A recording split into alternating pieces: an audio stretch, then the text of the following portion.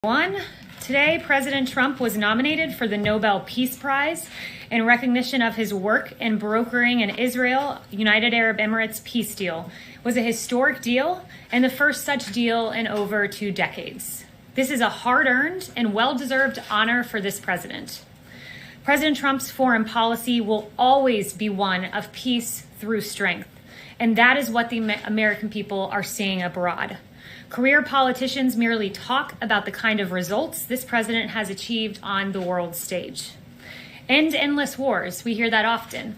Not too often do we see it actually done. Today, the president and the Pentagon, the Department of Defense, are announcing a drawdown of troops in Iraq, just announced from 5,200 to 3,000. We are getting our allies to pay their fair share. Now 9 NATO countries are meeting their 2% spending obligations. We've secured better trade deals for the American worker. President Trump negotiated the USMCA, the US-South Korea deal, ended the Trans-Pacific Partnership, brought back manufacturing jobs. President Trump has stood up to China. The Phase 1 China deal, also tariffs to hold China. The peace deal between Israel and the United Arab Emirates led to the first flight from Israel over Saudi Arabia's airspace to the United Arab Emirates.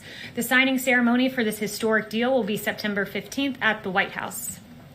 President Trump has also brokered economic normalization between Serbia and Kosovo, a major breakthrough in this decades-old conflict. It's a fact. President Trump has broken the 39-year-old streak of American presidents either starting a war or bringing the United States into an international armed conflict, as a Great Washington Examiner piece headline read. These wins are possible because of the president's leadership and outsider perspective. President Trump addresses old challenges with new solutions and delivers results for the American people. And with that, I'll take questions. Paula. Haley, thank you. I'd like to ask you about the Woodward interviews. Did President Trump intentionally mislead the American people about the threat of COVID, a pandemic that has now cost the lives of nearly 200,000 Americans? Absolutely not. This president, at a time when you're facing insurmountable challenges, it's important to express confidence. It's important to express calm. Always play it down. Is playing it down, is that expressing calm? It seems dishonest. It seems. Can like you read the lie. rest of the quote? That's how much they put in there. Oh, you excluded the last part. We'll play the full thing on 60 Please Minutes. do. Do you deny that Please do he explain. misled the American Please, people of about course, the I threat of deny this that. pandemic? And he makes clear that he doesn't want to see chaos. By the way, is the second part of the quote, which you failed to read. The president, just days after having this discussion with Bob Woodward, said this from this podium on March 30th. He said, "I do want them to stay calm. We are doing a great job. If you look at the individual statements, they're all true. Stay calm. It will go away, but it's important to stay calm." So this president does what leaders do, good leaders. It's stay calm and resolute at a time when you face an insurmountable challenge. That's what this president has It done. will not appear that the president lied to the American public about the threat posed by COVID. The president has never lied to the American public on COVID. The president was expressing calm, and his actions reflect that. On January 6th, the CDC issued a Wuhan travel notice before any confirmed U.S. cases, among a number of other actions. And I'd refer you to Dr. Fauci, who said that this president has an impressive response. I can't imagine under any circumstance that anyone could be doing anything more. That is the record of this president. John. Kelly, but how do you square the president's words to Woodward when he said, this is a very delicate one, it's also more deadly than even your strenuous flu, this is deadly stuff. And then just 2 weeks after he told Woodward that, he said, this is a flu, this is like a flu. And of course, he also said it was going to quickly go to zero. But that seems to be in direct contradiction to what he told Woodward. Well, the president was listening to his medical experts, because you also have at the same time period Dr. Fauci, who said this, asked if the seasonal flu was a bigger concern. He said this on February 17th. So right now at the same time, people are worrying about going to a Chinese restaurant. The threat is that we have in this country, we're having a pretty bad influenza season, particularly dangerous for our children. So he was reflecting that point. And again, days later, clear in a briefing. He said, the statements I made are this: I want to keep the country calm. That is what leaders do, and that's what President Trump does. But in that statement, Fauci's not comparing the two. He's not saying coronavirus was like a It was a COVID interview, and he was asked about seasonal flu vis-a-vis COVID, saying exactly what the president said. And in fact, the president was taking it more seriously because on the tape he noted that flu could be worse, and he was taking action to address it. Once again, context matters. That 0 reported COVID cases. The CDC was implementing public health screenings. House Dems were preparing to file their first briefs in impeachment. 1 reported case. CDC, when there was 1 reported case, the CDC was activating an emergency operations center while Pelosi was releasing a statement criticizing McConnell over impeachment. On January 31st, the president issued a travel ban on China, one that the former vice president called xenophobic. That's what Democrats were doing while this president was acting, and his actions reflect the seriousness with which he took COVID-19. Yes, Jeff. Jeff. You quoted Dr. Fauci. Dr. Fauci is also apparently on the record saying of President Trump that his attention span is like a minus number and his sole purpose is to get reelected. That's according to veteran journalist Bob Woodward. I think the bottom line here is that the president, by his own admission in private on the record, acknowledged the depth of this crisis and yet told the American people something very different. How is that, at its core, not an abject betrayal of the public trust? The president has always been clear-eyed with the American people. He was always clear-eyed about the lives we could lose. Again, from this podium, he acknowledged that this was serious back in March, that 100,000, 200,000 lives could be lost. And with regard to Dr. Fauci, you're referring to a quote he allegedly told Bob Woodward, and I can give you quotes that we can all play on loop and video of him saying that this response was impressive, and he can't imagine anyone under any circumstance doing anything better.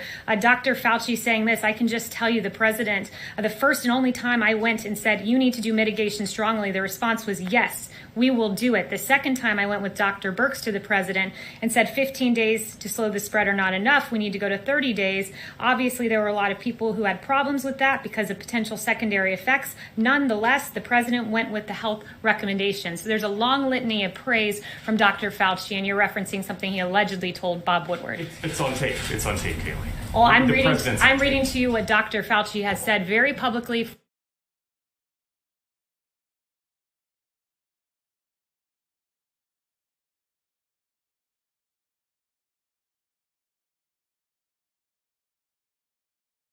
For all to see, and we can all play those video clips. I can get them in your inbox. President Yes, Trump Zeke. on February 7th said it's deadly stuff about coronavirus. In private, on the record. In public, though, February 28th, he says, one day, it's like a miracle, it will disappear.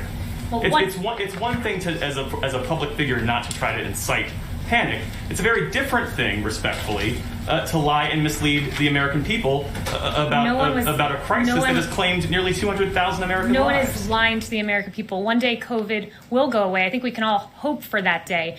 We will have a vaccine because of this president tearing through bureaucracy to get a safe and effective vaccine. One day it will go away. That is a fact. It is not inciting fear. This president has expressed calmness from this podium, mobilized the greatest mobilization of the private sector since World War II, got more tests than any country in the world on COVID, a vaccine, which, by the way, it'll be a record for a novel pathogen. The timing of this vaccine, should we get it by the end of the year or should we get it even 3 years, which was the timing of Ebola? This president has done an unprecedented job dealing with COVID, and one that Dr. Fauci even acknowledged. And like I said, I will get you that clip to your inbox. Yes.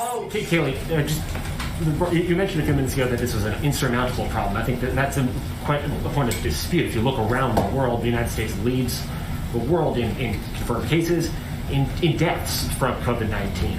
So doesn't the president have their responsibility for that record as well as the testing and the vaccine development that you're just talking about? No, when you've looked at the rest of the world, in particular, the case fatality rate in the United States is about 3%.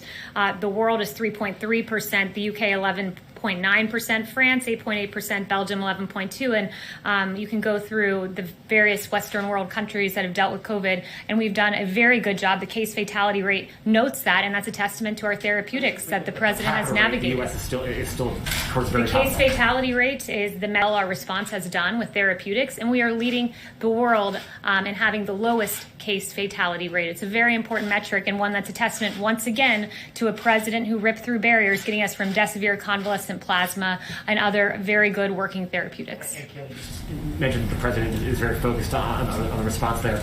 then why does the president have thousands of people, many not wearing masks at a rally last night in a state that has limited outdoor gatherings to 50 people? Why is he going to Nevada this weekend to hold similar outdoor rallies, gathering these large numbers of people in violation of his administration's own guidance and of the best advice and guidance of local officials who he has said should have the final say in these matters? People have a First Amendment right, if they so choose, to show up and express their political opinion in the form of a peaceful protest, which is what the president held. And there's a real double standard here. CNN had on a guest, apparently a doctor, Rob Davidson, who said, now, true, there are social distancing issues with regard to the protests we've seen around the country. However, this is a public health crisis. They are marching against systemic racism. So if you're allowed to march in aggregate in those protests, you're also allowed to show up at a political rally. You have a First Amendment right in this You have country. a responsibility to keep people safe. Mario. Thank you, Kaylee. How can a president bear no responsibility for the almost 200,000 lives lost when he downplayed the virus initially and he knew how contagious and deadly it was? I don't understand how that can. The president never downplayed the virus. Once again, the president expressed calm. The president was serious about this when Democrats were pursuing their sham impeachment.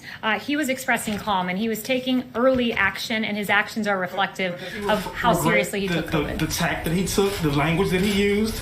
No. You said that he used hopeful language. Does he regret that, given where we are now? No, this president embodied the American spirit that when we face a challenge, a crisis, a pandemic, we come together. We can be optimistic. We can be serious about it. We can take it seriously with our actions, which is exactly what this president does. It's why we lead the world in testing, doing far more than the number 2, which is India. He took this seriously, but he still expressed calm. Our food supply chains were at risk, that we could not have mass runs on grocery stores. The markets, also the economy was in play here. We didn't want there to be a huge crash and panic. He expressed calmness from this podium, but he has always taken it seriously, and the response, an unprecedented response, really reflects that. Yes. So thanks, Kaylee. I wanted to ask you about the AstraZeneca trial. So does that throw a spanner in the works that they've halted those trials in terms of getting a vaccine quickly? And then I have a follow-up. Yeah, so the AstraZeneca paused their trials. Phase 3 clinical trial was a routine response when you see an adverse effect, and it was one that shows that the science is guiding the way here. And when there was an adverse response that was identified in one individual, AstraZeneca chose to pause that Phase 3 clinical trial. There are still 2 American vaccines in Phase 3 clinical trials showing great promise, but AstraZeneca, what is happening there is showing that the science is guiding the way on a vaccine, which is what Dr. Fauci, others like Alex Azar, and the president have said all along.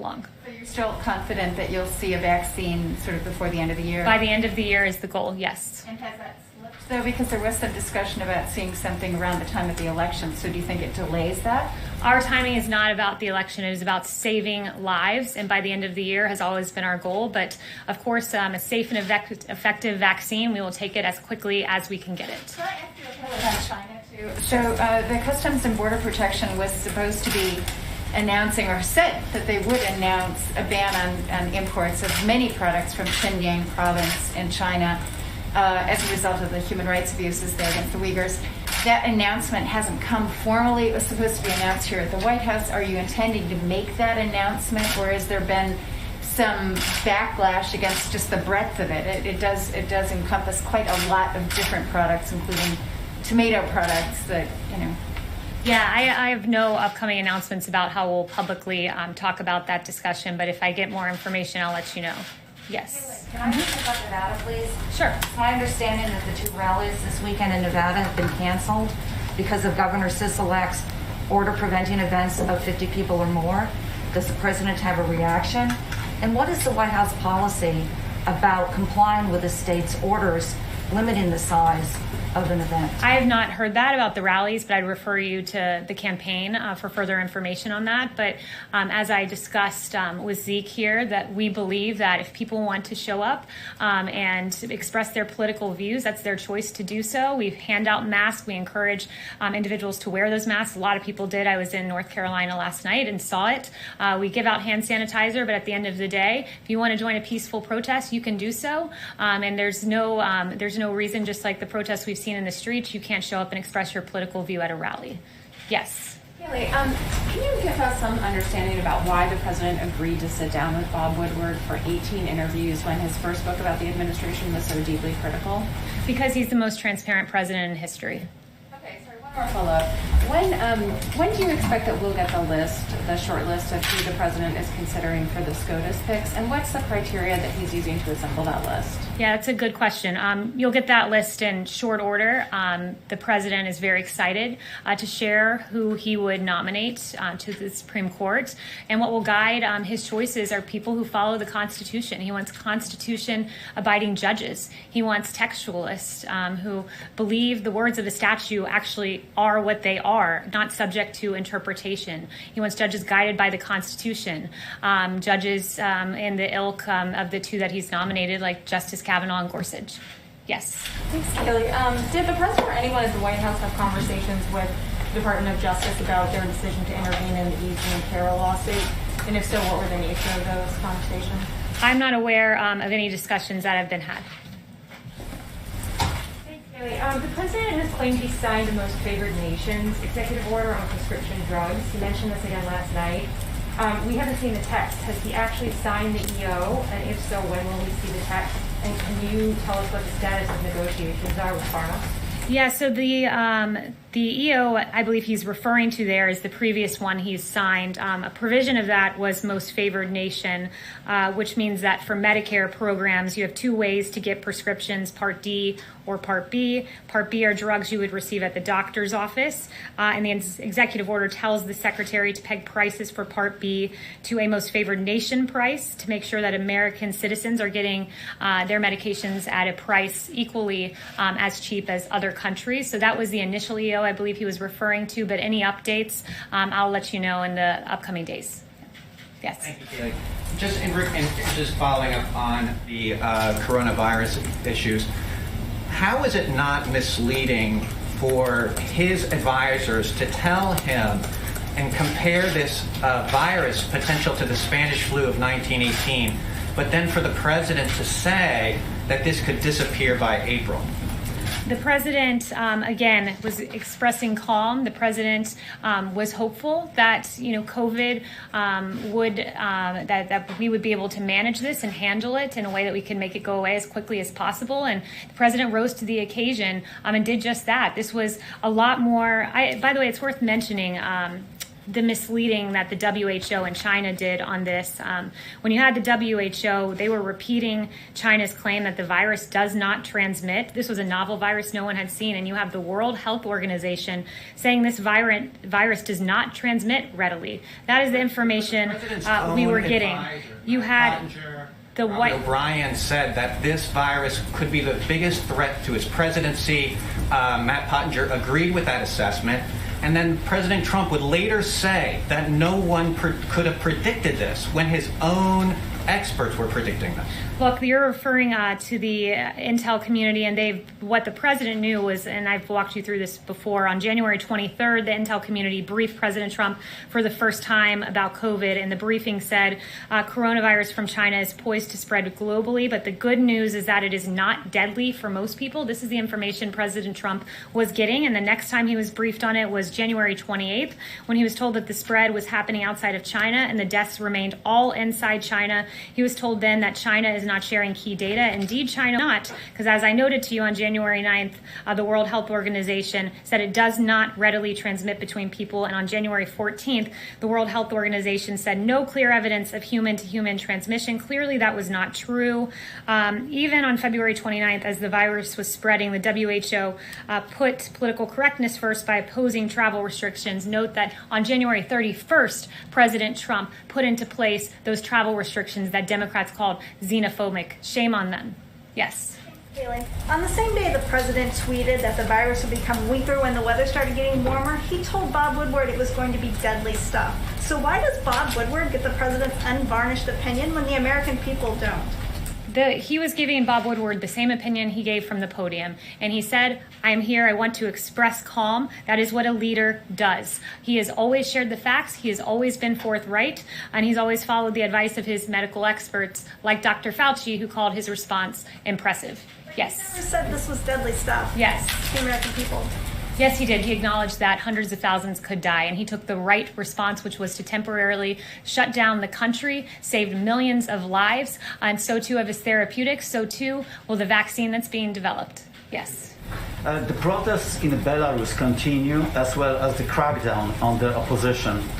What concrete steps the president is going to take to support Belarusians in their struggle for democracy and to stop human rights abuses?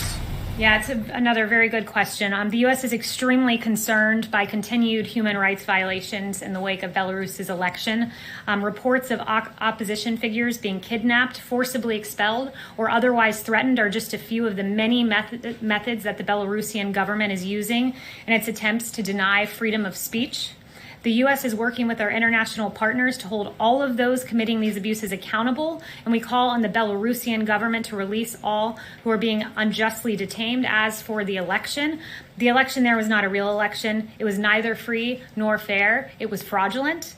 The massive number of Belarusians protesting peacefully makes clear that the government can no longer ignore the people's calls for democracy. Yes. Kayleigh, how is the president keeping his promise of ending endless wars if this announcement on Iraq is just a drawdown, not a withdrawal? There are still troops in Afghanistan, Saudi Arabia, Bahrain. There's still troops. It's not really keeping the 2016 promise, is it? The president's drawing down our troops. These things take time. We want to ensure that the Iraqi security forces are well trained, and our U.S. troops have done a magnificent job doing just that. We believe that now is the time when we can make this drawdown, keep the country stable because of the training that our troops have done. So, is it an attempt to kind of try and make it look like the promise is being kept in advance of the election? No, not at all. This is an expression that we believe that Iraqi security forces can do this alongside the troops that will remain there. And the facts tell the story that this president broke the 39-year-old streak of American presidents either starting a war or bringing the United States into an international armed conflict. So unlike past presidents, this president has prioritized peace through strength, which is his foreign policy. Just one really quick follow-up. Just really quick follow-up. Sorry. Just on the breaking the 39-year trend, how does that work if the president sent troops into Saudi Arabia? Chanel. Kayleigh, thank you. With Kosovo and United Arab Emirates, these are Muslim-majority countries spanning 2 continents now, each bringing some kind of agreement with Israel towards peace. So my question is 2 points. Number one, have the Palestinians opened up any kind of discourse with the White House as to their reaction to these developments with Israel and Middle Eastern countries? And number two, have the Palestinians actually expressed any interest in distancing themselves from Iran in the interest of Middle East peace? Yeah, through the deal, President Trump made additional progress on reaching peace in the Middle East. Kosovo and Israel agreed to mutual recognition and normalization of ties, and Serbia committed to moving its embassy to Jerusalem only a few weeks after the historic Abraham Accords between Israel and the United Arab Emirates. This is another huge step forward for broader peace in the Middle East and the rest of the world. I'd refer you to the Palestinians for their reaction, but it is quite telling that this historic agreement between Serbia and Kosovo addressing a decades-long conflict was only mentioned one time on CNN and one time on MSNBC. Yes. Thank you, Kayleigh. I wanted to ask about the Winter Olympics in Beijing in 2022. More than 160 human rights groups have called on the International Olympic Committee chief to revoke the Games from Beijing. Would President Trump support an American boycott of the Games over the Chinese regime's human rights abuses? I haven't spoken to him specifically on that, so I'd have to get back to you. But this president has always held China accountable. His actions very clearly show that. He has stood up to China, unlike any president before him in modern history. But one thing I do want to address is just this really egregious, and I addressed it on Friday, but it's worth updating this Atlantic story written by a liberal activist. Now you have 25 people who have spoken out and dismissed this story, and now you even have the author of the story who said, quote, "I share the view that it's not good enough," quote, referring to the fact that he did this false report based on anonymous sources. And basically, when you look at the liberal activist who wrote this, he has a very bad history. He can't be trusted. The left's new hero used to be their number one enemy for his role in the U.S. entry into Iraq.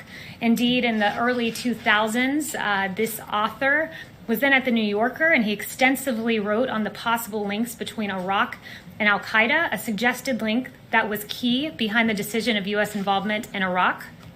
He relied on people who, in his words, quote, "seemed to me to be credible," who said that they had information about such connections between al-Qaeda and Iraq. And Goldberg's reporting simply backed up his view that the U.S. should invade Iraq. In Slate in 2002, this author argued in favor of the U.S. invading Iraq. And later, he even admitted that he knew people blamed him for helping to get the U.S. into the war. He wrote a sarcastic piece saying, yes, I know I started the Iraq War. His reporting cannot be trusted, as noted by the fact that 25 people have come out on the record dismissing his report, the report by a liberal activist. Thank you.